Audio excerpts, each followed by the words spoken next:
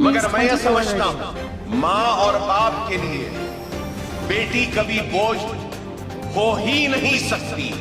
बड़ी तकलीफ और दुख के साथ कह रहा हूं इन जुमलों को अदा करते हुए कि कई हमारी बच्चियां हैं, शादियां होती हैं, माँ बाप शादी करने को सबसे बड़ी जिम्मेदारी समझते हैं और कई लोग कहते हैं कि हमारी बच्ची की शादी हो गई, निस्बत हो गई, जिम्मेदारी पूरी हो गई।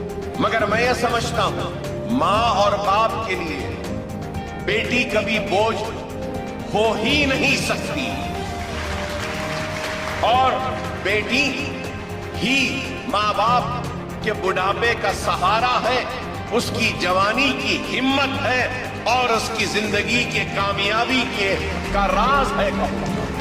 बेटी बोझ नहीं होगी और वो लोग गलत हैं जो ये कहते हैं कि शादी हो गई, जिम्मेदारी पूरी हो गई। नहीं, एक माँ के लिए, एक बाप के लिए उसकी औलाद, उसकी बेटी की जिम्मेदारियां सिर्फ शादी से खत्म नहीं होती।